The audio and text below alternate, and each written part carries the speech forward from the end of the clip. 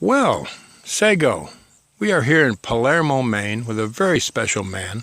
This is Phil Whitehawk from the Western Cherokee Nation. Hey, Phil, good to see you. I have a few questions for you, if you don't mind. No, shoot. In your opinion, as a people on Mother Earth, where do we all come from? Well, we have our own cosmology, and we have some very, very important aphorisms that we all know. One of them is that the one became the many, but the many can't remember how it was. And the other is there are many, many paths up the mountain, but the treasure at the summit is the same for all. So you could describe Native people, all of them that I have met, and all of my teachers, were all monotheists. They believed in a single creator, and they believed that the entire corporeal universe was created out of pure spirit. So the big secret of the universe is that all is secretly conscious. Now, in your opinion, what is your favorite accomplishment here on Mother Earth? Well, that's a tough one. I've spent 30 years on the road with a multimedia show, Inspirata Americana, based upon the tribal overview of what was the tribal contribution to the formation of the American character. And it's American history through tribal eyes. So we performed in every province of Canada, every state in the Union, and had a European tour. But you still today have your own recording studio to record music, and I'm still a work in progress. I mean, now I'm running a food pantry. I'm running a community garden, a community root center. We have an outreach every last Friday of every month. We show some documentary that's based on some aspect of sustainability. And then, of course, we have a native drum, a teaching drum right here at the Palermo Community Center. And we invite people to come and learn the top 40, the tribal top 40, circa 1840. Now, these are optional, these next ones. What has been the greatest moment of your life? I stood before the reunified Germany in front of the monument at Checkpoint Charlie and played the song that I wrote for the monument for George Bush 1.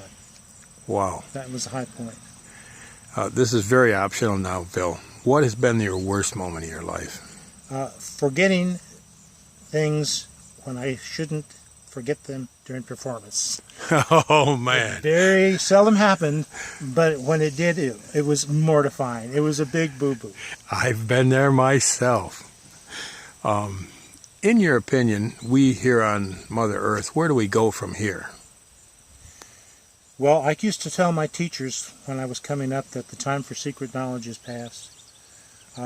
It's better to cast your pearls before the swine than to fail to pass the torch. So we have to get together and share the knowledge that tribal people have and they possess, which is beneficial for the Earth Mother. We have to share that knowledge so that the dominant culture can turn into more harmonious relationship with the various species on the planet and with the resources of the planet. And until we do that, we're going to be in big trouble. And we're in big trouble already. We already know and can see the climate change. We already know and can see the diminishment of the natural resources. We can already know and see how the population explosion is affecting the resources of the planet.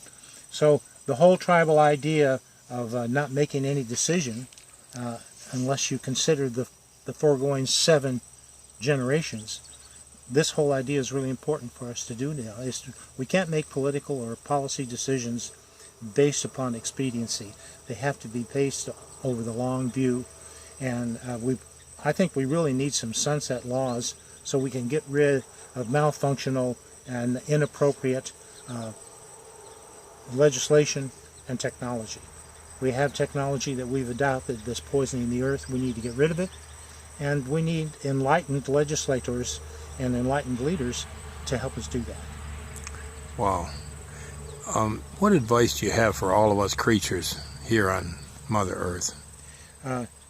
Get together, think positively, make a positive contribution.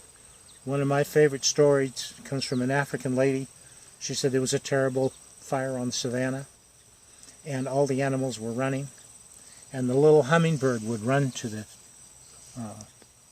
the river and take a little bit of moisture and carry it back and drop on the fire. And the elephant says, "What are you doing?" He says, "That's not going to stop the fire.